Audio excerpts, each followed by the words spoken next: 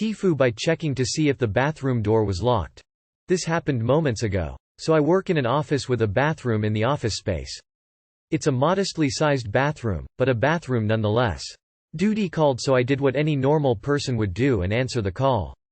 It's important to note that the door opens out and that there are cubicles directly outside of the bathroom. Anyway, I go into the bathroom and take my morning pee. I am a guy, so I go standing up, and as I am letting the Golden River flow, I hear the door kinda jiggle. I think it was from an imbalance of air pressure or something. So this got me worried, and I didn't remember if I locked the door or not, because that'd be super embarrassing, right? Boy, I really didn't know what I had in store for me moments later. I wanted to make sure I locked the door, but I was in the middle of a strong stream fueled by my morning coffee. Now, I like to pride myself on my efficiency. Time is money, am I right? So, I did what any other money-saving man would do and killed two birds with one stone. Here is where the fuck up begins. The lock is one of those push-button locks that automatically unlocks when you turn the handle. So, with the focus of a Buddhist monk, I lean back and extend my arm toward the handle, trying not to piss everywhere. How ironic. The door was farther than I had anticipated and I lose my balance. I fall backward, putting my weight on the handle, opening the door. At this point I panic and automatically grip the handle harder, trying to keep myself upright. The door extends outward, swinging and dragging my body out into the exposed office space and nearby cubicles. I fall into the middle of the aisle, dick out, pissing everywhere. This of course causes a loud commotion, so all eyes are on me. At least that's what I suspect. It's all a blur. I get up, wiggle my dick back into my pants, and walk back into the bathroom where I reside now, mortified to go back to my desk. TLDR. I tried to be efficient by making sure the office bathroom door was locked mid-pee stream, losing my balance, falling out into the exposed office, and pissing everywhere except the bathroom. Shit. Well, guess you're not going to be coming out of there until everyone goes home. I would walk out, say you keep going dizzy and feel unwell and go home, then cringe about it in the safety of your own home all night. Shit happens, myself and all of Reddit are cringing with you, stay strong. You could always claim you were getting lightheaded and almost passed out just before you fell. Call out sick tomorrow and bring in a doctor's note claiming exhaustion as a possible cause. Splash your entire body with water, walk out soaking wet. You'll reset the WTF moment to then have a great story ready. Whoa. That bidet needs some adjusting, right? Finish out the day. Take a long weekend to find a new job. Congrats. I picture the pissing pattern as something between a sprinkler and a Roman candle. You will never live this down. Come out like Ace Ventura. Soaking wet and just scream, "Do not go in there," and walk back to your desk. Splish splash, I was taking a bath, tears of joy. Is there a window you crawl out of? Today I fucked up inviting my crush to spend the night. I'm currently visiting my parents who live in a relatively small town. The plan was to have a wholesome weekend with the family and eventually leave with brand new memories to cherish. I basically sabotaged that plan the moment I realized my high school crush, a girl I will reference as Tallulah, lives like 2 hours away. Back in school she was always in relationships with other people and I never got the chance to express my feelings. I've moved on for the most part, but as a 22-year-old guy, high school doesn't feel like ancient history yet, and those feelings I had for Tallulah never really died. It just went into hibernation. Cut to me summoning the courage to call Tallulah. Her phone number was still the same. When she answered, I first had to explain who I was. Not gonna lie, jogging her memory took some time, but I didn't take it personally. I was socially inept in high school. She eventually remembered me when I mentioned an incident where I had to stand in front of the class during life sciences and demonstrate how to properly open a condom wrapper. It was a cringy thing to be remembered for, but whatever. It was smooth sailing from that moment onwards. Towards the end of our call I decided to throw it out there that if she happened to be close to town, then she's more than welcome to come visit. Tallulah revealed that she was in town at that moment, visiting friends. Praised be. Without wasting time, I invited Tallulah for dinner so she could meet my hippie parents and continue catching up with me. She accepted my invitation and came over last night. As soon as we locked eyes, I had to send my penis an urgent telepathic message telling it to be cool, we're not 17 anymore. Tallulah was still drop-dead gorgeous and not to mention a fantastic guest. My parents loved her and so did I. My dad, the accidental wingman, suggested that Tallulah spend the night since none of us realized how late it was until it was too late. I passionately supported my old man's suggestion and invited Tallulah to stay in the guest house with me. I made sure to emphasize that she could sleep in my bed while I crashed on the couch. Tallulah was hesitant, but she eventually expressed her appreciation and decided to sleep over. I woke up on the couch at around 2 a.m. to the sound of Tallulah talking to someone in my bedroom. I think she underestimated how thin the walls were because I could hear every word, even though it sounded like she was trying to be discreet. I heard no one else, so she was obviously on the phone. If I had to presume the context of their conversation, I would say the person on the phone was one of Tallulah's friends who also went to school with her, because Tallulah was describing me to this friend based who I was in high school. It was clear that the friend was struggling to remember me. Much like how Tallulah was struggling when the two of us spoke on the phone. Tallulah found it funny and provided more and more details. To my surprise, Tallulah remembered more about me than I thought. She referred to me as her high school stalker. What the fuck? I've never stalked anyone in my life. Tallulah also mentioned an incident on Valentine's Day when someone in class was leaving random love letters on her desk with no name. Even though the culprit never came clean, Tallulah told her friend on the phone that she always suspected it was me because I looked like the kind of kid who does creepy fucking shit like that. Just for the record, I'm not the person who wrote those letters. However, according to Tallulah's tell-all phone call, I was the guy in class who apparently made her feel like someone was always watching her. She made a joke about locking the bedroom door just in case I'm still a creep. If that wasn't traumatizing enough, I had to listen to Tallulah gossip about my parents. My dad specifically. She had nothing but nice things to say about him. One might even say too fucking nice. She made it clear to her friend that she found my dad sexually attractive and would be more than willing to sleep with him. Needless to say, I didn't get much sleep after that. This morning I went for an early run while everyone was asleep. I left Tallulah a note saying she can leave whenever she wants to, but I'm gonna be gone for a while. I added an obligatory PS at the end that said, "Careful around my dad, he has full-blown AIDS." TLR invited my old high school crush to spend the night with me and ended up overhearing her talk about what a creep was in school and how much she would like to fuck my dad. You invited an acquaintance, who was basically a stranger to you, to your house for a meal with your family. And she accepted? And you knew this person's phone number? Not only knew it, but had it kept on you? I dunno, you and her both sound weird to me.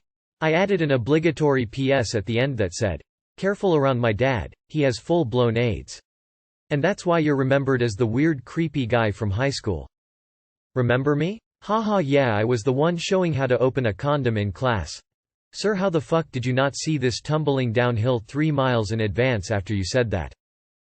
Today I fucked up has become a subreddit full of cheesy fictional semi-erotica. Is there a way to clean house? Girl thinks I'm a stalker. I know, let's write her a note admitting I was eavesdropping on her conversation. Yeah, this doesn't sound made up at all. I just don't believe. Why would a girl who thinks a guy is a stalker engage in chat like this and then agree to stay the night over? It just doesn't make any sense. Plus, the bit about thinking the dad is attractive and inviting her to stay over. Sounds a bit like someone who watches too much pornography if you ask me. Sounds like you've been fucking up since high school, my man. Today I fucked up. I broke up my sister's marriage alliance. I'm from India from a super conservative family. A suitable boy was chosen for my sister and there were ongoing talks regarding the matching of horoscopes, family reconnaissance through third parties, how much each party earns, and other such pre-marriage details. A couple of weeks back, the prospective groom confronted my sister about her having a boyfriend in the past. He was concerned about her virginity.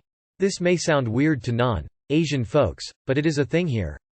In retaliation, I went ahead and dug up dirt about him having a massive defaulted loan because of which they had to sell their car, jewelry, etc.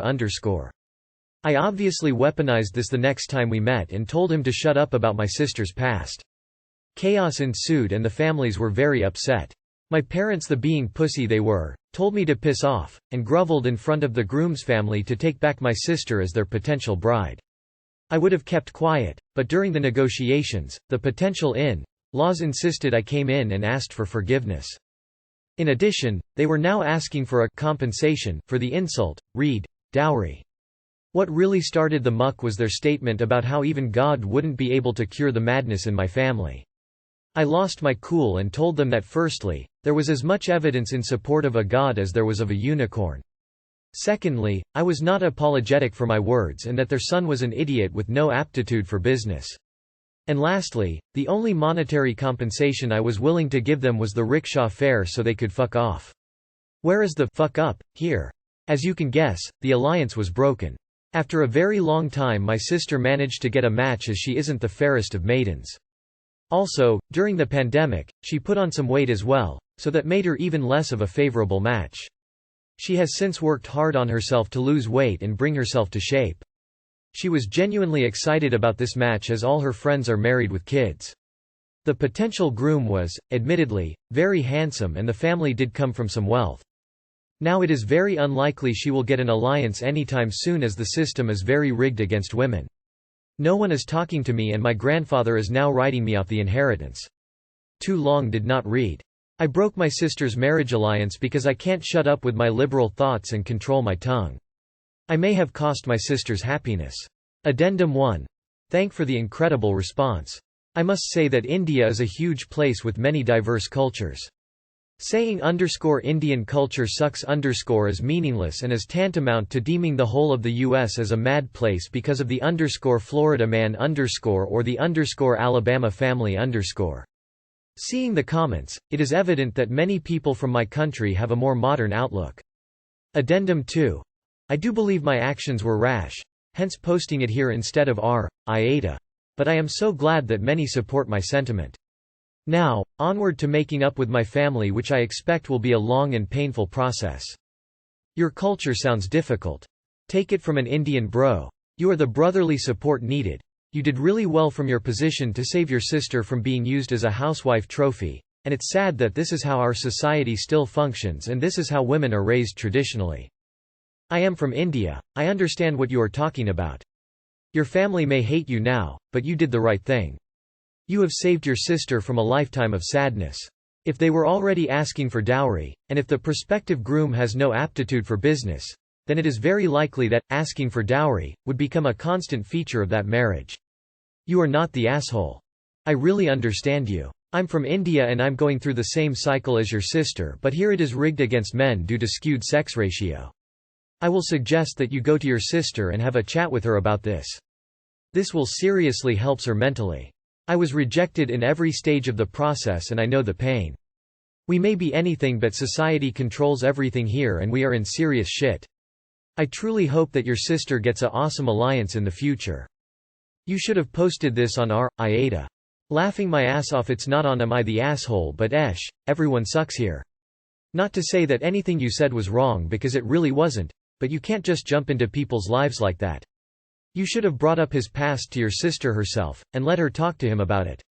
You were just trying to protect her from a crazy set of rules that are favored against us women. But you just ended up messing up any chances she has for an arranged marriage. I mean, she, and you, could always just say, fuck it, to that culture and find love marriages, but to take away her choice basically, sucks. That being said, the unicorn and the rickshaw comment was fucking gold. This post makes me happy I get to screw up all my own relationships and don't have my family in them at all. I mean, can you imagine that in 2022 your parents are begging a horrible man to take their kid? Dude, you obviously love and respect your sister too much to let her marry a guy like that, and I personally respect you for it. I may not understand your culture, but I understand your respect for your sister. My wife says she would trade her asshole brother for a decent sibling like you in a split second. Today I fucked up by my grandma and her photo collection. So this has happened basically in the past 20 years up until my grandma has died in 2019. This was not my FCK up, it's just a FCK up altogether. The story started like 20 years ago, when my grandma said that she wants a collection of family pictures with nice picture frames in her clean room. As we all know, every grandma had a clean room, where children were not allowed to go. Well, nobody really, and the room was like the Intel chip factory assembly room, almost vacuumed. Then for her next birthday, she got a really nice picture frame from my mother, and a few more in the following few years. She also got a nice mosaic picture frame from my godfather, aka her son. Because it was her clean room, nobody really ever visited this picture collection. About 15 years later I went to a photo shop, and got a few nice picture printed about family and grandma and etc. Then went to her, armed up with all these pictures for Christmas. Before I was given them to her, I went to the clean room quietly to check if she has any frames that she has not used yet, and also room for these pictures. As I stepped into the room, the surprise on my face was very intense. As all those picture frames that we were given to her, they were on a big rectangular table in order from small to big, also the big mosaic one hanging on the wall, and that means my granddad helped her as a partner in crime. But I went to the garden house, that was the place where she spent 90% of the day, to ask a question from Grandma.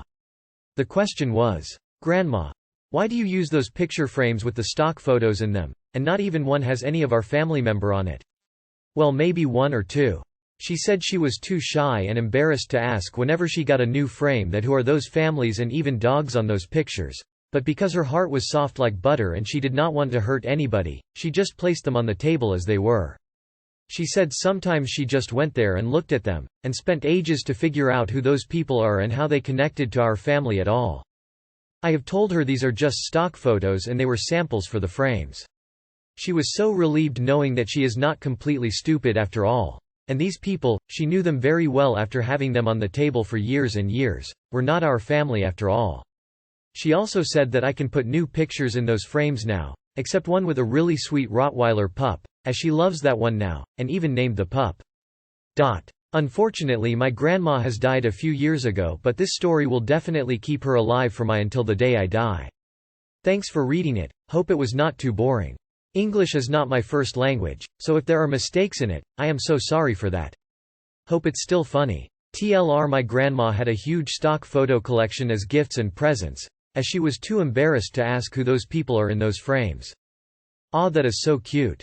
Glad it didn't turn out a not safe for work like most of these stories that end up sounding fictional. More wholesome grandma content is what this place needs. Thanks. Great story, especially about the pup. Warmed my heart. I graduated in 2015, and my parents bought me a lovely frame with "graduation" written on it, with the idea that I'd replace the stock photo with a photo of myself and my friends at my graduation. It is still the stock photo, and has been on my shelves for 7 years in 4 different houses flats. The fact that she spent time wondering who those people were is heartbreaking.